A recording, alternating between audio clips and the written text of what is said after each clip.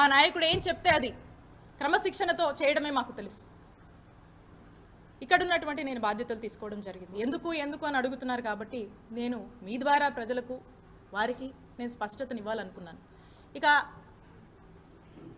ఇక్కడ నుంచి మనం చూస్తే క్రమక్రమంగా ఈ ఓవరాల్గా కూడా క్రమక్రమంగా ఎప్పుడు తీసుకున్నా ఎప్పుడు చూసినా మొదటి నుంచి కూడా ఆ దివంగత మహానేత డాక్టర్ వైఎస్ రాజశేఖర్ రెడ్డి గారి దగ్గర నుంచి ఆయన తనయుడు మా నాయకుడు జగన్మోహన్ రెడ్డి గారు క్రమక్రమంగా కూడా మరి రాజశేఖర్ గారికి గౌరవం ఇస్తూనే వచ్చారు, ఉన్నత పదవులు ఇస్తూనే వచ్చారు. ఎక్కడా కూడా మా నాయకుడు జగన్మోహన్ రెడ్డి గారు మరి రాజశేఖర్ గారిని మోసం చేయలేదు. మా వైఎస్ఆర్ కాంగ్రెస్ పార్టీ మరి రాజశేఖర్ గారిని మోసం చేయలేదు.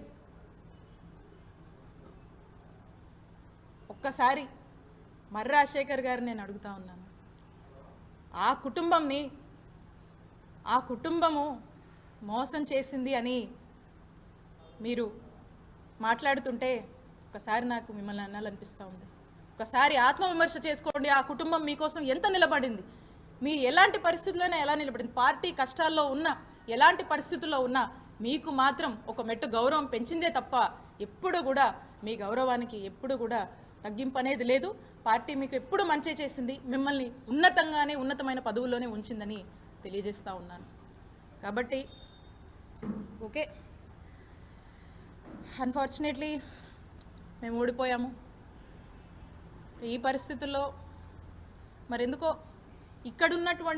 ఇక్కడ ఇచ్చినటువంటి గౌరవం కన్నా మించి, గౌరవం కన్నా బెటర్గా అక్కడ గౌరవం వారికి దక్కుతుందనేటువంటి ఒక హోప్తో, ఒక ఆలోచనతో ఏదైతే మరి రాజశేఖర్ గారు ఆ పార్టీకి వెళ్ళాలని ఆలోచన చేస్తున్నారో, కాబట్టి వారికి నేను ఖచ్చితంగా మీ హోప్కి తగ్గట్టు ఇక్కడికన్నా మించినటువంటి గౌరవం మీకు అక్కడ కూడా దక్కాలని మనస్ఫూర్తిగా కోరుకుంటూ ఆల్ ది బెస్ట్ తెలియజేస్తున్నాను.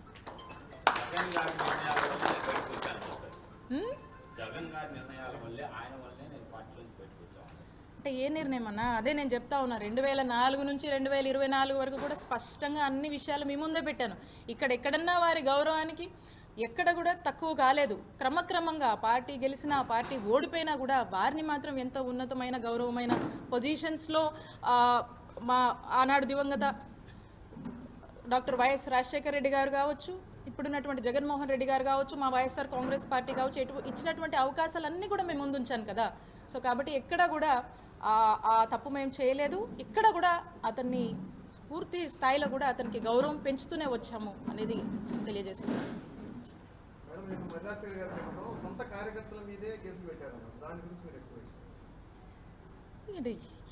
ఇప్పుడు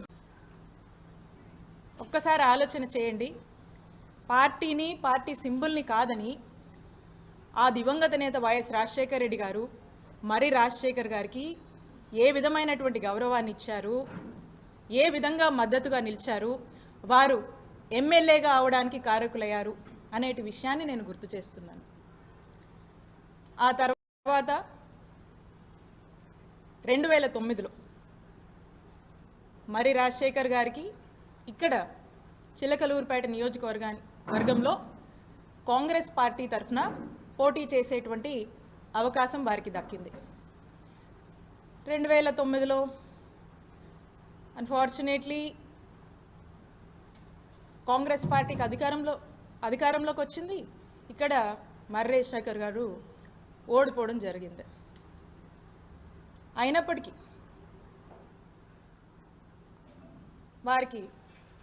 వారి గౌరవానికి ఎక్కడ కూడా తగ్గింపు అనేది జరగలేదు. ఆ తర్వాత ఆ దివంగత మహానేత డాక్టర్ వైఎస్ రాజశేఖర్ రెడ్డి గారి మరణం తర్వాత